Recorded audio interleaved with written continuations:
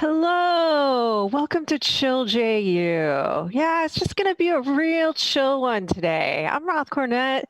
Spencer Gilbert's getting his coffee on. Joe Starr's getting a Joe. Hey. Dan Murrell's here, bright and early, having a Coke. Wow. Yeah. Diet Coke. I'm a health nut. Yeah, it's not a Coke. We're just gonna kind of take it nice and easy today, because I think that sometimes when we get too hyped up, we miss things. We don't catch everything. Like for instance, I noticed that yesterday, it was brought to my attention that Joe Starr, I think, made a reference about Kevin Costner being a Force ghost that went right the frick over my head. It was frolicking, not landing for me. So today we're just going to take it nice and easy and talk about a lot of release dates moving. We're going to talk about Hollywood stepping up and being kind of good to each other. And we're going to talk about my favorite comment ever made on this program. Can't be topped, but I challenge you to try.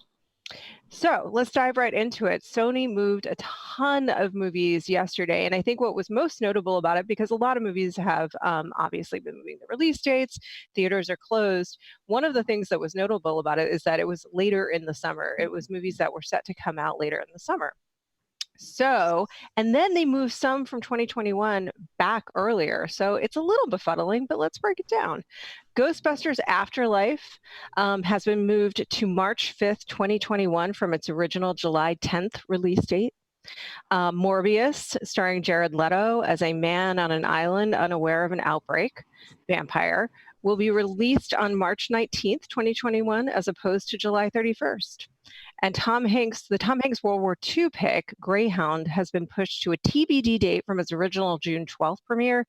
Kevin Hart pick, Fatherhood, will now hit theaters on October 23rd instead of January 15th. And previously reported, Peter Rabbit 2, The Runaway, which will now debut on January 15th, 2021 instead of August 7th. So it's all the way into August that they're moving dates back. Meanwhile, this is interesting. Uncharted, which was delayed, the production was delayed, but it's moved up to October 8th, 2021 instead of March 5th. Moved back. And finally, an untitled Sony Marvel pick has been moved to a TBD date instead of October 8th. I was looking forward to that one. TBD. I mean, everything I heard about it just sounded interesting, and I think I agree with you. That one for me was like pegged as the movie of 2021, so I'm pretty disappointed.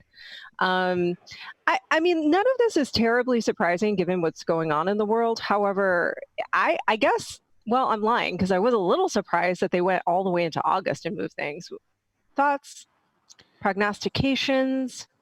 I was surprised that they moved Ghostbusters and Morbius to 2 weeks away from one another, because generally a studio is going to try to avoid that. But this is going to be the next phase. I mean, I think Sony is saying, okay, I think they're looking even further down the road and saying, all right, these are probably going to have to be moved in July, or at least there's a good chance that they're going to have to be moved. So we're going to stake our dates now. We're going into 2021 now, because every other studio is going to be doing it in 2 or 3 weeks or however long. So I think they're just kind of putting their stakes down, no pun intended with Morbius, into several different dates to say, like, okay, this is, dibs, so that all the other studios are going to be looking for release dates for their movies now are going to be like, well, Sony's got March locked up. Yeah, I am surprised the Kevin Hart movie, Fatherhood, it's moved from January 2021 to October 2020. So are they just trying to fill in a gap there, you think, in the fall? Like they feel pretty bullish about the fall and pretty insecure about late summer. So I don't know if this is just sort of preventative or if Sony knows something we don't know about how long the stay-at-home is going to last. Isn't Venom right now technically slated for October? I wonder if they're moving that instead of Venom. Exactly. If they're saying like, okay, well, we're probably going to move Venom, but we're not going to say we're moving Venom. So we're going to put one of our movies in October. So that if we have to move Venom, then it'll be moved. Okay. Because October's going to be packed with stuff now from other stuff. This is like a chain reaction. This is going to be insane with the studios and the dates and the moving, and it's going to be nuts. Do you think that they're working together at all? Because it is a really complicated scenario. Do you think that this is a rare moment in history where studio heads are having meetings and trying to figure it out together to find the best possible solve for everyone? Am I Is that Pollyanna? Joe's giving me a getting this from Joe. They are intentionally coughing on each other as we speak. Oh, yeah. Okay. I think in so much as when we sit down to play like a game of Risk, we're working together because we've agreed to play the same board game. There's probably not a whole lot of work being done together. I'm wondering if with stuff like the Kevin Hart movie, if there's a play that maybe in its original release date, it might not have performed well, but there's a gamble that if we're allowed to come out of our holes at a certain point and we're desperate to see movies, some movies that might not have done as well in their original date might have a bigger chance to play because we just want to go to the theater. Spencer's not willing to come out of his hole. My understanding, we had a little conversation before we started shooting. You're not coming out of your hole for what, another 15 years or? Yeah, I'm just gonna let this all wash over and emerge. So as far as the story goes, the moving dates that are even in the like mid to late summer, pushing them back even further. I guess it's like, it's not just that the movie doesn't just come out. That's not the beginning of this cycle for the studios. That's like the middle of the cycle. You need the run up to the movie. You need the ad campaigns and all the promotional stuff that you would have planned, which is such a big part of a major studio release. Is like they go do all the late night talk shows. Oh, those don't exist. You go run ads on all the TV shows that, people aren't watching that right now. So you need to give yourself a runway for the movie to come out. So like, you're not going to have Ghostbusters come out on the first day quarantine's lifted. You want it to come out, a month later where people can get excited and then go see it. I mean, that's fair enough, but I also wonder if Dan kind of has a point where they're hedging their bets in the fall and putting movies that are less impactful for them, or maybe that they would be considered bringing to home release. Because I think we've talked about this, like the mid-range movies are probably the ones that we're going to see coming home and to streaming services earlier. Now, Sony doesn't have necessarily a streaming service, but Crackle. Is that a possibility? No, sorry. Yeah. Say it again. As a Crackle, then I realized Chicken Soup for the Soul is who owns Crackle right now. Literally. I think when you look at the fall, hopefully this will be resolved by then. We'll see. But even the health experts right now say that if everyone does what they need to do, then the pattern shows that perhaps it's somewhat likely by the fall that this will be resolved and that people will at least be able to go out again. But you have to think, if you have a movie, you've got to think, like, how long is Disney going to keep Mulan on the shelf? How long is Disney going to keep Black Widow on a shelf? How long is, depending on if Top Gun Maverick gets pushed, like some of those movies are going to come out in the fall. So if I'm Sony or any other studio, I think I may even be looking past the fall at this point with the assumption that all of this other stuff that hadn't come out is going to be out this fall. So you've now got to look down the road 9 months to figure some of this stuff out. It's crazy. I mean, it's super complicated. Even if you look at, for Warner Brothers, they moved Wonder Woman back, but you're talking about Sony moving dates that are in the same month. So do we think Wonder Woman is going to move again? Or would they basically try an HBO? I mean, I know we all think it's crazy, and I think it's crazy too, that they would release a tentpole movie on a streaming service, but we're in a never before world right now. So who knows, to some degree, if they really want to bolster it, like they have to find a way to bolster their business. Every single one of the studios just has to find a way to do that. I just think that throwing Wonder Woman up on a studio service, that's like locking in a loss of money, like short term. No, for sure.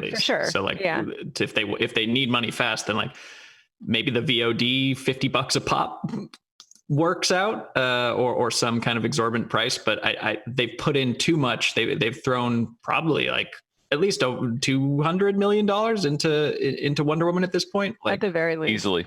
Yeah, at the very least, and that's just production. But Spencer, we all know that point, I'm not suggesting that they would put it on there for free for just a subscription. That they would put it on there, and you have to subscribe and pay. Got it. Yeah. If you want to be an HBO Max Elite, Max Plus Max. I know it's like HBO Max. You have to be a subscriber, and then you have to pay whatever amount of money. I don't know if it's $30 or $50 if you're a subscriber to get it that weekend. The Themyscira package. It's the Atlantean. Yeah. they ship you a couple plastic wrist guards, and for $99 you can watch Wonder Woman early. Yeah, because and then this is what unlocks it. Yeah. You have to put your wrist up like that in front of your television, and then it unlocks the movie. Right. I like it. And then that's tracking you for the rest of your life. Oh yeah, that's selling all of your wrist. All of your data, like you're like basically just your wrist info. But like your both your wrist info and also your DNA. Yeah, like it's a human genome band. Yep, and that's how MoviePass comes back to life. I think I'm not going to do a chill JU anymore. That's what I'm not going to do. It's not working. Joe, step it up.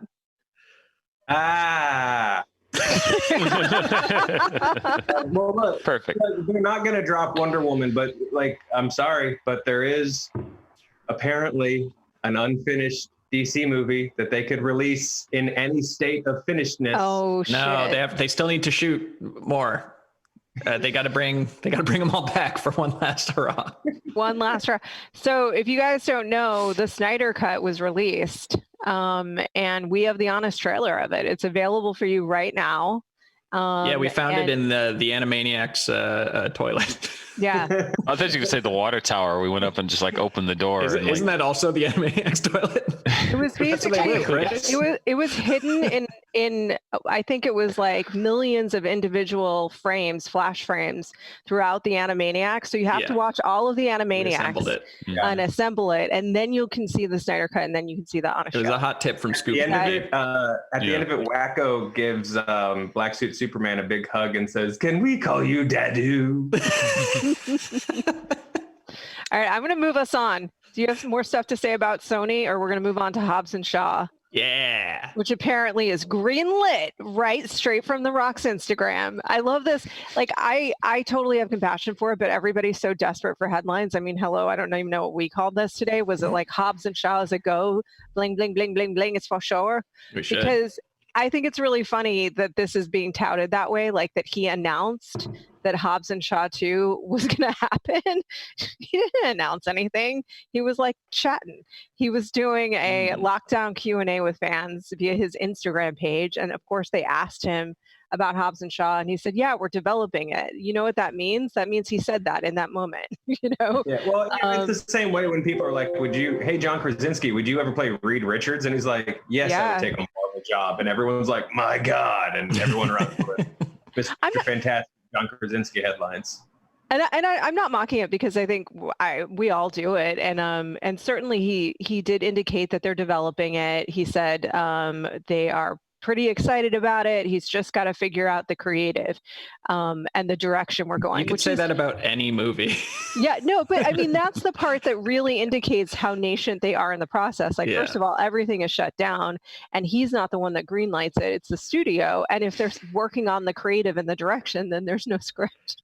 Right. And I'm sure there's like in theory, green light for it. It's like, if you can develop a project that costs this much and you're both available and blah, blah, blah, then yes, we'll make that movie again. Yeah. And to be fair, Universal, it's not like they wouldn't want to make this work, because that's one of their only huge viable franchises. I just think it's funny. Like, we're all just like, he said it's a go. Yeah. I mean, it made what, $750 million I'm looking at here, which is it's a nice chunk of change. So, but also keeping in mind that everything Fast related has now been pushed back a year. Yeah. So, they've got time to develop it, but I'm sure. I mean, who's the voice? Who's the mysterious voice? I know. It's definitely not Ryan Reynolds. Available? Yeah. The big star that was in the movie for no discernible reason other than to maybe show up later as a villain. Or they just wanted to bring Ryan Reynolds in. I don't know. Wasn't he? His name's Locke, right? Like, didn't they give him another? Yeah. I don't know. Because I'm pretty sure it was Hobson Shaw and Locke. Yeah, like because it's like he's a rival political philosopher from like quasi antiquity, and it's like this guy might be paired up with Hobbs. They might have a little clash in the future. But yeah, that was also definitely Ryan Reynolds. Etienne Director. I'm sure that has a name. You know what's embarrassing, and I don't want to admit it. I haven't watched it yet. Oh, that's a delightful quarantine movie. Yeah, I should probably check it out. And before I get yelled at in comments, which too late. No one's. If anyone yells at you for that, they're a Titanic moron. It's a dumb movie. I just honestly, like, I got pretty far behind on movies last year. And then in the end of the year, I did this glut of like all of the Oscar winning and like great, amazing, beautiful prestige films. And I forgot to watch, and it's shame on me. I forgot to watch Hobson Shaw. So I literally don't know if they made a AI voiced by Ryan Reynolds that is the lock to his Hobbs. I don't know if that's true or not. I'm presuming that it is true. We could tell you anything about Hobson Shaw right now. You could tell me anything. You'd believe it. Yeah. I would believe it. You can tell me various things throughout this program. Dan Murrell. Joe Starr. Oh, I was just going to say, I was impressed by The Rock's candor that he acknowledged that he was awake at 3 a.m. watching Tiger King and called his production partner and was like, get us the rights to this. And they were like, Wayne, we can't. Like, who was he going to play? The Tiger? Yes, mocap. I could see The Rock with a mullet if maybe lose 350 pounds of muscle. It's a very different movie if The Rock is Joe Exotic. No, I feel like The Rock is definitely the Tiger. And then Joe Exotic is played by, and why is his name escaping me right now? Eastbound, Danny McBride. Yeah, but if The Rock got the project, he'd probably cast himself as like Brick Tufston, the guy sent to take down Joe Exotic or something. And Kevin Hart is the Tiger. People do want us to talk about Tiger King. Kevin Hart, I have to watch it still. I haven't watched it yet. Yeah, I'm partway through. I haven't finished. Joe, what can you say to the people right now? I mean, it couldn't have landed at a better time. I can't think of something Netflix has dropped that has had this much of an impact since Stranger Things. And I think that was partly because it was timed with Comic-Con, and all of a sudden all these nerds were together in Comic-Con watching it and started talking about it. And now this thing, Tiger King, dropped, and it's just ridden this wave of we're trapped in our homes and we can't do anything but watch it. Yeah. But yeah, it's absolutely insane and sheds a light on a very weird subculture that I did not know existed. I think you could do a spin-off series on almost every scene of this series. It's just ludicrous. I mean, we all know cat people are weird. Hey. No, we are. It's fine. So big cat people, that's like... No, big cat people are evil. They should not. No, all right. This is what I mean. Not if you like a big cat, but that's a tiger. You're a monster. Show some respect. The tiger's not supposed to be in a pool in the suburbs. Like, it makes me insane. It really does. Like, and how are people supposed to know I'm the coolest drug dealer in Southern California if I don't have a tiger in my pool? Answer us that, Roth. Yeah. How? How? What is this, Russia?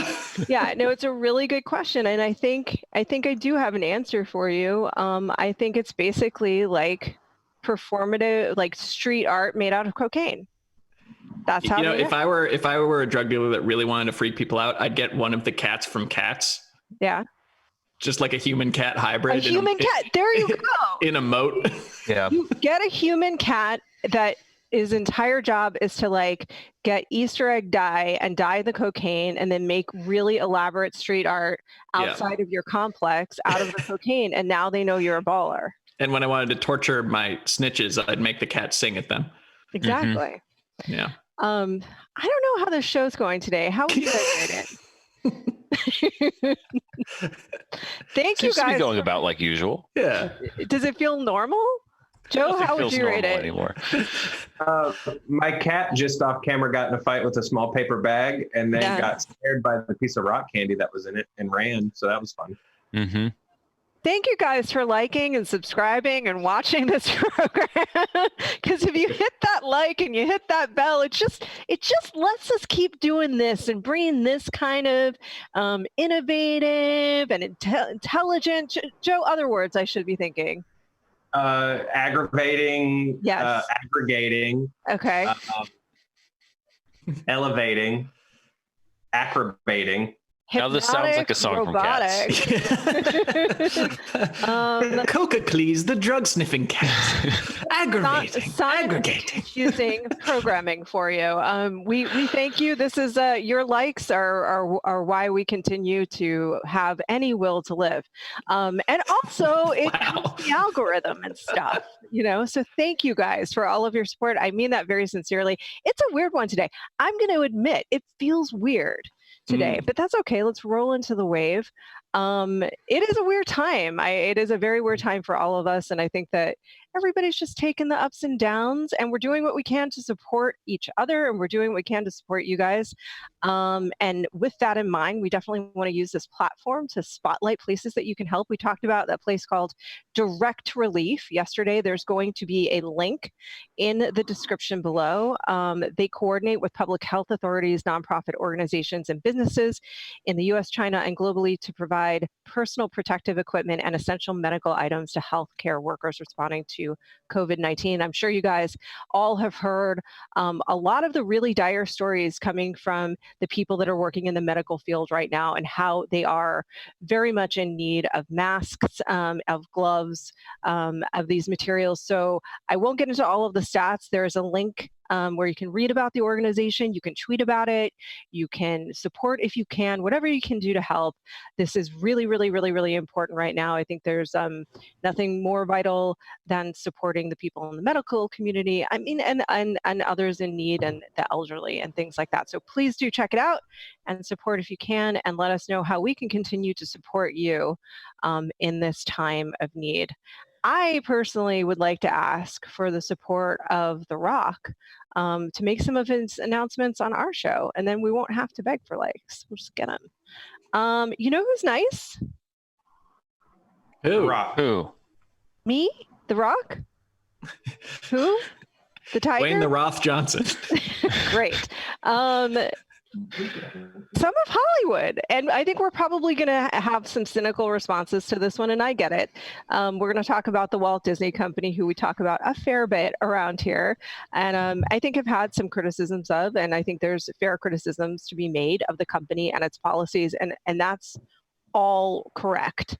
That said, on Monday, Executive Chairman Bob Iger said he would, this is via THR, said he would forego his entire salary. And that recently named CEO Bob Chapek will take a 50% pay cut to his base salary amid the coronavirus pandemic. So that's actually quite a bit of money. Iger has been among the top paid executives in the entertainment and media sector. In the last fiscal year, he earned $47.5 million in chairman and CEO, down from $65 million in 2018. So I think there's a lot of different ways probably to look at this. We're also going to talk about kind of what Netflix is doing to help support during the coronavirus, but let's talk about Iger first. Additionally, they said that effective April 5th, all VPs will have their salaries reduced by 20% and SVPs by 25%, and EVPs above by 30%. So that means that everybody at the executive level of the company is going to take a pay cut. And why would they do that? They would take a pay cut because those are the kinds of moves that companies have to make sometimes in a time like this in order to save more jobs, because the other thing to cut is jobs. So it has to come from the top. This move had to be made by Iger to make it comfortable or even possible for the executives also to make that kind of sacrifice. And in my mind, in this moment, that's really the opportunity for us to come together. And a lot of times we have nostalgia for things like The Greatest Generation. I know there's also OK Boomer, but the thing that those times had in common was people being willing to come together, look at the choices, make decisions, understand that everybody was going to have to come together and make sacrifices for the whole. And to me, that's what these actions demonstrate on a corporate level. And I find it incredibly heartening. And I hope that other corporations make similar moves. It's not going to be a cure-all. It doesn't mean that everything Disney does is perfect. You're going to have your criticisms of Disney, and that is fair. I just think that on a corporate level, this is the type of thing that it really gives me hope to see happening right now. Yeah, I mean, Disney's done better than some throughout this crisis. They're paying their cast members through, I think, the 18th of this month, even though the parks have been shut down for, I think, a month at this point. So I mean, it's weird because we live in a world that's so connected that now you always wonder, like, how much of it is true altruism and how much of it is a PR move, because they're a very high profile company. I think that this is honestly them demonstrating a care for their workers, for their employees, for their consumers. And I think that I think it's a good move. I think that there are other companies that should be doing this. Obviously, those questions are always going to be there. Like, oh, but do they really mean it? I think right now I would say yes, because they are a very flush company. They have benefited a lot. They've been they've been on a great run, and a lot of that is because of the work that their employees have done, and that their consumers have done. And what I would like to see, and I don't think they're obligated to do this, but I would like to see. They've made so much box office revenue these last few years. I would love to see, when they do finally get Mulan and Black Widow and some of these bigger high profile movies out in theaters, I think, again, it would be a incredible gesture to say, like, opening weekend, that money goes to the exhibitors. They'll take everything afterwards. But I think that in a way also would help support the theaters and the theater owners and everyone else. Like, I think that they understand that this is it's an ecosystem, and everybody sort of survives and thrives off of each other. So, I think that, yes, there will always be those questions about the motivations of it, but I think that it's, I don't view it in a cynical way, personally. I mean, I think some people, the response that I've seen is that some people are talking about their practices with their parks and the workers in their parks. And like, Disney doesn't necessarily always have the best practices across all of their businesses. I just think that this is the type of thing that every single major corporation that is able to do it should be doing it. And it has to start right at the top. Look, he doesn't need the money, is the truth, because if you made $46 million in 1 year of your life, you don't need money after that, period. But it still had to come from him. Yeah, and they have an opportunity to set a precedent, which is great, because when the big companies step up and set a precedent, then I think that puts pressure on other companies to do the same. I mean, especially at the executive level, they benefit highly from people going to see their movies, and so I don't think it's out of line to say, like, hey, let's all sort of make this gesture now to show that we're also there for you when things are not so great. Yeah, and I think the other thing that people might not understand is that just because people are at the SVP level, at the executive level, it doesn't mean that they're making millions of dollars. They're probably not. And people are probably living relatively modestly, some of the people that are going to be taking those pay cuts. And they probably had to agree to them too. And I have to imagine that a number of people were more than happy to do that if it meant that there would be fewer people cuts. But I don't know, Spencer, Joe, you're very quiet. Do you have thoughts on this? Yeah, I don't want to be the cynical guy, but you ready? No, not yet. Give me one more minute. Give me, Joe. Okay, yeah, I was gonna let you. Okay, do your thing. I'm not ready yet. Joe, you go first. I'm gonna be the neutral one, where when we're talking about motive and motivation, whether they mean it, even if it's not altruistic or because we want to look out for the little guy, I don't think that's necessarily bad. I think that even if a very base business line recognition has to be made that you have to take care of, the 10,000 like enlisted folk in your army, instead of just focusing on your officers, or I don't know, whatever metaphor you want to use for it. It's good business for Disney. It makes sense. When parks reopen and their cast members have scattered to the wind or this and that, or they can't even afford gas to get to work anymore, what's Disney going to do? So I think it's a wise business decision that I hope people follow suit with, to recognize that the lower ranks matter. They're your front line. We're recognizing it at grocery stores, and we're recognizing it at Disney parks. Yeah, Joe, before we go to Spencer, which is going to bring me down, I don't know how to talk about this without being super I'm gonna echo what you said, which is like no one we know, but in a very different field, a friend of mine was talking about her company having to make these decisions yesterday about layoffs, and I was like, well, okay, why does it's going to be in the long run, if we presume that this person is a person that goes out in the field, so they're going to be limited in what they can do for a couple of months.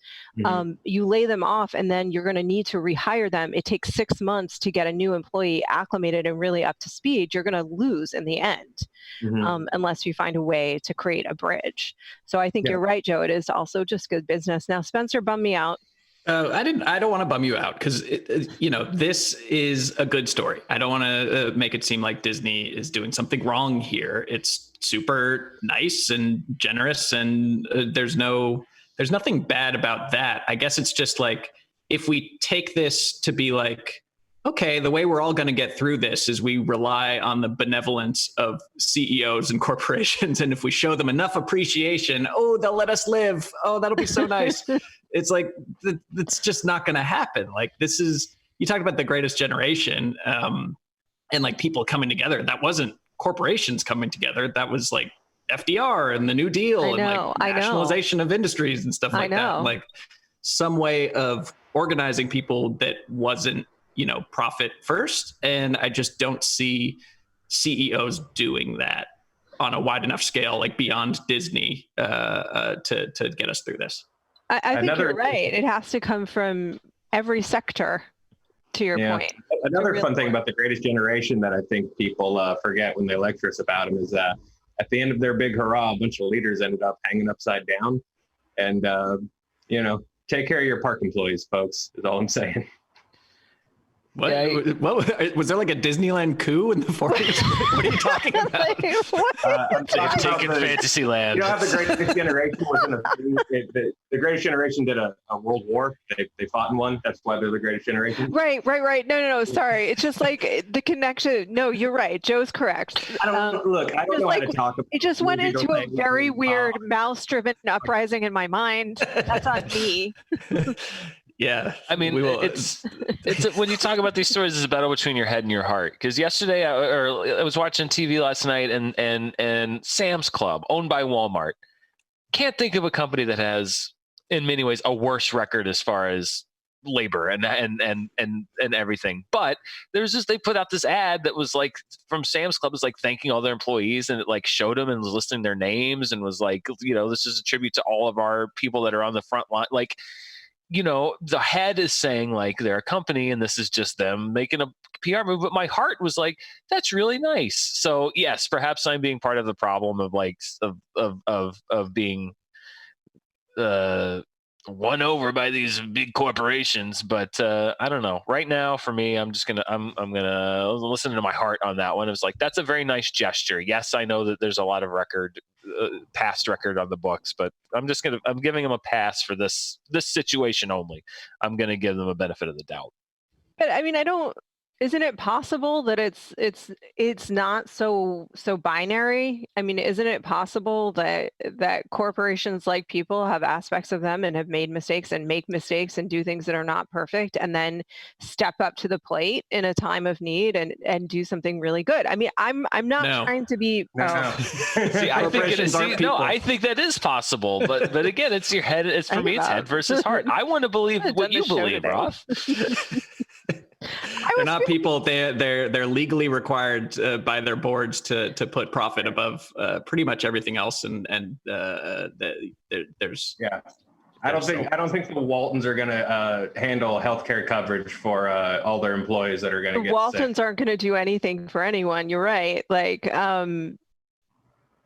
you guys are right, and that it has to happen across sectors. But that's my point. Is like my hope is that all of these are just like what do they call it? Like signs of land, right? So it's like you have a goal. It feels really far away. It feels really hard to get to, and you see some driftwood.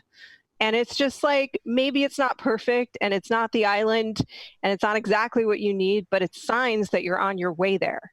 And these are signs to me that people, don't mock me if you will. No, not mock you. I truly meant what I said, that like this story in isolation is a good thing. But I think if the sign for us that things are going to be okay and are going to get better is the benevolence of CEOs and billionaires, that's not a sign. That's a mirage. Yeah. That's like you're crawling towards it and then it disappears. Yeah. No, I know it has to happen systemically. This is the exact conversation I had with my brother. The minimum, and that's great. The mouse is doing the minimum, and that's great. And I think, we should take those moments that we need to recognize those moments and stories where we go, oh, okay, that kind of warmed my heart.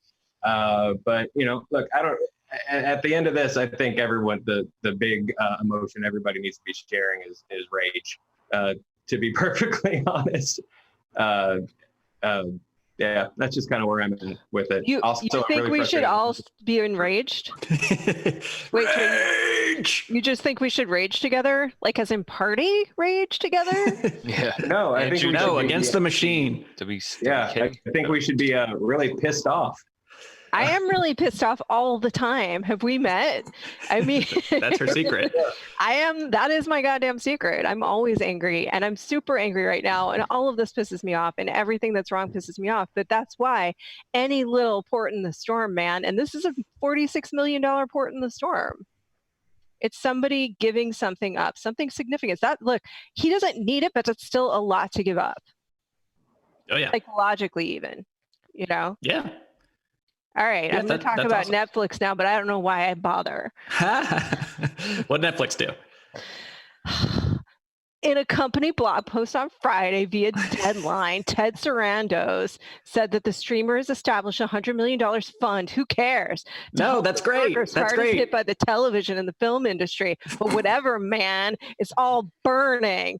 Most of the funds will go to the hardest hit workers. This can't happen. Most of the funds will go to the hardest hit workers on Netflix-owned productions around the world, the logistics of which are being worked out. They had already committed to paying workers 2 weeks' pay following the production suspensions last week. And he said that $15 million, now it's 2 weeks ago, right?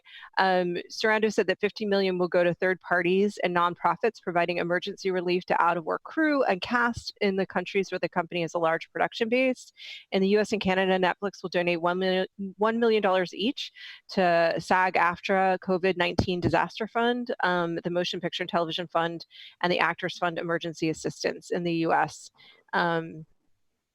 So anyway, the point is that they donated a fair chunk of money, at least one season of House of Cards, to help people bridge the gap. I think 50% of which just went to David Fincher, help bridge the gap while productions are shut down and people don't have jobs. And we've talked about this a lot before, where productions employ thousands and thousands of people, all of whom are impacted when they're shut down. I mean, like my boyfriend does this for a living. He makes monsters for a living. He can't work right now. And it hits way more people than you would think about necessarily. Yeah. And I think you have to take care of those folks. I mean, they're the people that make your programming. Listen, I think it's the fundamental split is, and I saw this like last week, there's this whole story, like Mark Zuckerberg gave $25 million to help with COVID. And there was two conversations. There was a conversation like he's worth X amount of dollars and he's only given $25 million. That's BS. And there's the other one saying like, hey, but he gave $25 million. Like for me, I'm kind of on the side of like, yes, hey, he gave $25 million. Like we could have the conversation about net worth and how much you're sacrificing. But like right now, I'm not going to sit and question the nature and the amount of what someone is giving up to help someone else. Like we can have that discussion. That's a much larger discussion, but like, I think it's great. I think, these are largely the folks that hold the boom microphones and build the sets and make these things physically possible. So Yeah, I'm all yes, please. I think that should you can have the question of like, could they do more? Should they do more? I don't know, maybe, but they're doing something. A lot of people say like, well, that's a low standard, and that's fine, but they could do nothing. That's also true. I mean, I will say I had this conversation. I was angry the other day, Joe, and it's going like, why doesn't Bill Gates give $1 billion to get respirators made right now? Like get them made in the next 8 days because we need them in the next 8 days. I had that same feeling.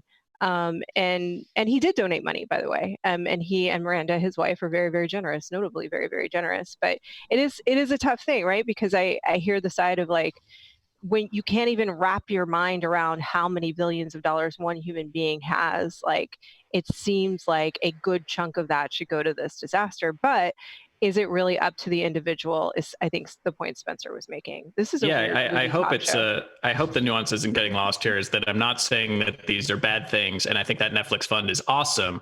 I am just bummed that it is reliance on the generosity of these people, that it is up to the individual to choose whether these people live or die or have jobs or not. It should just be something we all agree to take care of. I agree. Full stop. But the fact that this is the world we live in and that these are the decisions that these companies are making, super cool. Keep it up.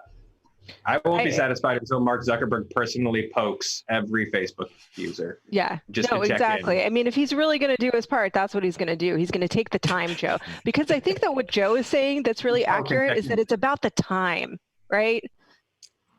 Time? Yeah. Like, okay. Morris Day in the time? Yes. So the palate cleanser. Why hasn't Morris Day in the time donated? We're going to do 2 palate cleansers to this weird show that we've just provided for you. One of which, first of all, Spencer, you and I are, where are you? You're here. No, you're there. You and I are exactly on the same page in terms of it. This is just a thing that we should decide as people to do for each other. We put and then, okay. But to palate cleanse for this weird show, what we're going to do is we're going to have Dan and Joe talk about 90 Day Fiancé and Love is Blind as if they're having a conversation about the same reality show. And in that period of time, I will get my cat, and my cat will take us out of the program. And that's because we love you. And next week, I'm going to bring in a bucket of sloths. A bucket of sloths? Wow. Maybe. Okay. You have like a Tiger King style hookup, like Sloth Queen. Yeah, I mean, like I draw umbrage with the idea of the tigers, but I do have a lot of sloths, and I feel like they can't get far. Yeah, they can't get far. And I'm going to read you my favorite comment. This is from yesterday's show, and I think Spencer's going to owe some people an apology after this comment. Oh. Quote. Okay. I'm watching this while cleaning my snake bins. Multiple. One of my ladies laid eggs just last week. They aren't evil. Though you are correct that they have mothers and fathers. This mother's name isn't Martha, but now I feel like I need to name my next female Martha for some reason.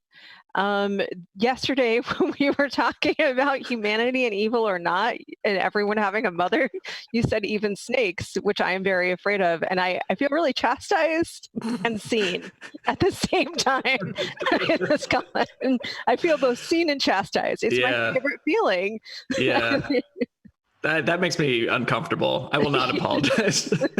that they have multiple snake bins and that they called it my lady. One of the snakes is my lady. No, you are my favorite. I love you. Just so you know. Never insult someone who owns multiple snakes. Yeah. Because number one, you don't know what kind. Bins full. Bins full of snakes. Yeah. Spencer, you can wake up tomorrow to bins full of snakes in your house. I don't even hate snakes, but a bin full, that's something else. Like, what if a bin just showed? Oh, I wonder if I can order a bin. Like, what if a bin just showed up to your doors? You think he's ever tired of these mother effing snakes in that mother effing bin? I think he is, Joe. I think he is. All right, I promised that you guys were going to talk about 90 Day Fiancé and Love is Blind. Okay. Joe, who should start, me or you? Dan, kick us off with the highlight of the most recent episode you watched, or just your overall thought, or Sure. Well, there's many different iterations of 90 Day Fiance. You have the franchise show 90 Day Fiance, which is not, we're out of cycle with that currently. Right now we're at 90 Day Fiance before the 90 days, which focuses on couples before they get engaged. They may then move to 90 Day Fiance. Now, this should not be confused with 90 Day Fiance the other way, which is about couples that go to live in foreign countries instead of their fiancés coming to live here in the United States. And there's also 90 Day Fiance What Now, which is about couples who are already married or who have been featured on the show, which will be returning next month. And there's 90 Day Fiance Happily Ever After, which is about couples that have been married. But right now the one that's on is 90 Day Fiance before the 90 days. So, but really the headline grabber on this one is that you have a returning all-star of the show, which is Darcy. Darcy has been on many iterations of 90 Day Fiance. She's now on her second relationship on the show. Her first one was with this guy from Jesse, a guy named Jesse who lived in Amsterdam. And you guys aren't seeing what I'm saying. His name was Jesse, who lived in Amsterdam. Mara and I are in the process of catching up on that relationship because that one flamed out spectacularly. She's now in a relationship with this guy named Tom, who lives in the UK. And Darcy is reality show catnip. So she's kind of like on her 160 Day Fiance. At this point, she's on like 365 Day Fiance. Wow, okay. I would watch a show every day of the week about her and her twin sister. And she's entered that phase of reality stardom where like she's famous enough to like get the plastic surgery. So she's got very big lip fillers, like big duck lips right now, which I don't think suit her, but anyway. So this season appears to be about her trying to repair her relationship with this guy Tom from the UK, who doesn't really seem to be feeling it. But that's sort of where we are now. The cliffhanger was their meeting. They're about to meet. There's been intimations that perhaps he has something else going on. There's a great distance between them. It really is train wreck reality television at its best. But then you have some kind of sweet stories. One of them is not this guy who went to Russia, who apparently has this whole past that like, why is he even on reality TV? That one looks like a complete disaster. It kind of cycles through. Some years or some seasons, it's like, oh, these are really good couples. This seems like a season where we're looking at before the 90 days, and I don't know. I don't know if any of these couples are going to make it. These all look like disasters in the making, which sucks because usually one or the other person is a very sweet person. But I don't know. The outlook right now is not so rosy for most of these couples. And I get that. You go through these cycles with reality TV, right? Where sometimes you're just going to get a trash season. Like this season of RuPaul's Drag Race, I'm kind of like, I think all of you are sort of bad people, and I'm just having a hard time sort of connecting and relating. Whereas in previous seasons, I've had multiple heroes to sort of root for and cheer for. I do appreciate your distinction on the various kinds of 90 Day Fiancés, Dan, because I think it's important to sort of compare it to whereas Love is Blind is about these newly met couples that are immediately going to get married. I think quicker than 90 days, actually. I think they might actually be 30 Day Fiancés who meet with never having or fall in love and propose without having ever seen each other before, which should not be confused with The Circle, which was a group of people who were not necessarily romantically involved, but also never saw each other until the end of the game. Yeah. The other thing that I want to point out about our shows is that you and I yesterday sat very patiently and listened to Spencer and Roth discussing a show that neither of us had seen before. Now, to be fair, I muted them and started drinking bourbon. That's true. And yet now neither of them are physically present. They both lasted 30 seconds and just walked away. And I think they're walking away from love. I think they're walking away from love is what I think is going on right now because both of our shows are about love. And now we've got Joker and Prince hanging out while we're talking 90 Day Fiance. Well, Dan, I just want to say that, sort of, because I think the important thing about reality TV is to take what you learn about reality television and apply it to your real life. And I feel like if you and I had been sitting in individual pods, just speaking to each other, without ever having seen each other and just judging on, character and interest and voice, would we have necessarily sparked a romantic relationship? I don't know, because I don't know if we necessarily have it in us to have a same-sex romantic relationship. I don't know, but we definitely would have had a strong connection. We definitely would have been solid friends. Friendship is definitely blind. Is there a Love is Blind for bromances? Because I think that definitely would have happened for us. I absolutely think there should be. Torlin pitched Love is Blind, but for adopting animals. And you just sit on the other side of a wall with a very good dog. And the dog gets to pick its owner. I like that. Yeah. Well, what happens now? The infrastructure of everything is broken down. It's now just we're gonna filibuster this thing. We're doing this for 3 hours. You absolutely could. Do you guys? Hi. Hello. Hi. That was awesome. I mean, we didn't even really get into how problematic Jessica was in Love is Blind, but we can do that tomorrow. Yeah, no, I did notice that was a gap in the conversation, but I thought it was really, really interesting. I definitely feel like I have a strong grasp of both shows. Mm-hmm. I think that Morbius agrees. Ooh, no, that's the Joker stuff. Yeah. I think you sound like a couple of hunkas.